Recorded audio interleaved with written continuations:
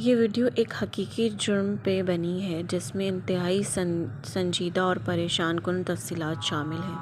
इस वीडियो का मकसद सिर्फ तालीमी और अवेयरनेस देना है। ये वीडियो बच्चों के लिए बिल्कुल मुनासिब नहीं है। कमज़ोर दिल अफराद और सेंसिटिव लोग एहतियात करें। अगर आप ऐसे मज़ामीन से ज़हनी तौर पर मुतासिर हो सकते हैं तो बराए करम ये वीडियो ना देखें।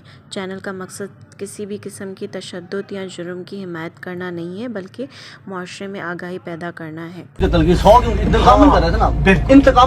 मेरे पास आज भी इतने पैसे थे कि मैं ये सिलसिला जारी रख सकता हूँ। अगर कल को आपने जो जितने मारे हैं उनमें से 3-4 बच्चे घरों को वापस आ गए फिर आपका सारा ये कोई नहीं आएगा। किस तरह आप कहते हैं कोई नहीं आएगा?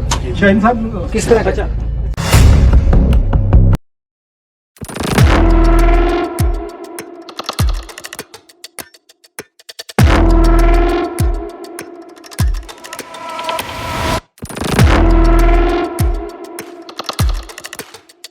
1999 लाहौर, एक ऐसा साल जो पाकिस्तान कभी नहीं भूल सकता।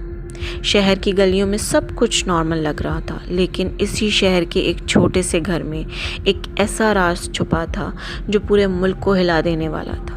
ये कहानी है जावेद इकबाल की।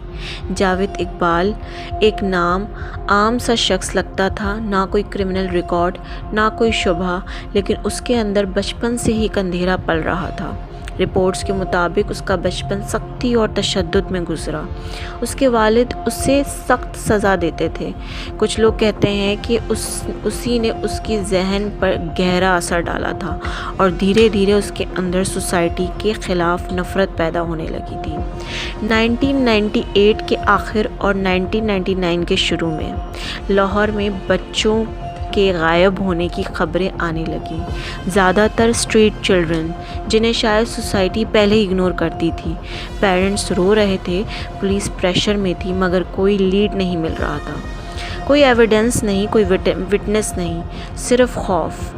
फिर एक दिन एक उर्दू न्यूज़पेपर ऑफिस को एक ख़त मिला। मैं एक दिन जंग ऑफिस बैठा हूँ, कहानी यहाँ से शुरू होती है। मुझे एडिटोरियल सेक्शन के थ्रू डाक आती है, एक ख़त आता है जो बहुत मोटा होता है, वज़नी होता है, मुझे दिया जाता है। उसमें 75 बच्चों की तस्वीरें होती हैं। उसमें लिखा ये होता है कि मेरा नाम जावेद इकबाल है। मैंने 100 बच्चों को ड्रम में केमिकल डाल के उनका मर्डर किया।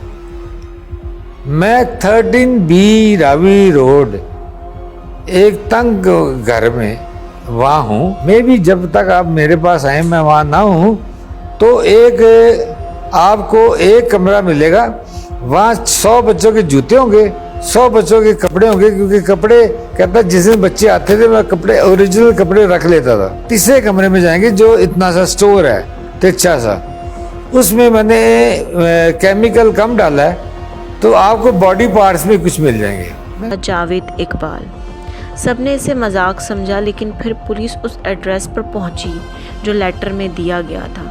जब पुलिस घर के अंदर दाखिल हुई तो उन्हें वहां ऐसे मंजर मिले जो उनकी ज़िंदगी भर उनका पीछा करते रहेंगे।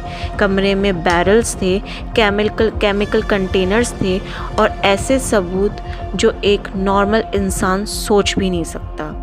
पुलिस ने वहाँ से कई एविडेंस कलेक्ट किए जो इस बात की तरफ इशारा कर रहे थे कि ये कोई झूठी धमकी नहीं थी। जावेद इकबाल ने बाद में ख़ुद सरेंडर किया, अपना कन्फेशन दिया। उसने कहा कि उसने ये सब सोसाइटी से बदला लेने के लिए किया है।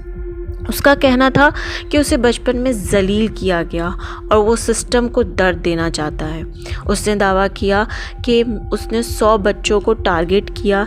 ये सुनकर पूरा पाकिस्तान शॉक में चला गया। न्यूज़ चैनल्स पर सिर्फ एक नाम था, जावेद इकबाल। कोर्ट में केस चला, मीडिया कवरेज इंटेंस थी, लोग जस्टिस का मुतालबा कर रहे थे। आखिरकार कोर्ट ने उसे डेथ सेंटेंस सुना दिया। ये पाकिस्तान की हिस्ट्री के सबसे डिस्टर्बिंग क्रिमिनल केसेस में से एक बन गया। लेकिन सबसे बड़ा सवाल आज भी वही है, क्या वाकई 100 बच्चे? ये नंबर कुछ और था। क्या पुलिस सब कुछ रिकवर कर सकी या कुछ राज हमेशा के लिए दफन हो गए? एक आम सा दिखने वाला इंसान इतना अंधेरा कैसे छुपा सकता है? और क्या सीरियल किलर पैदा होता है या बनाया जाता है? 2 आदमी, 3 आदमी, 10 आदमी, 15 आदमी, 20 आदमी, खुदा का लाहौर की वो गलियां आज भी खामोश हैं, लेकिन 1999 का वो खौफ आज भी तारीख के सफ़ों में ज़िंदा है।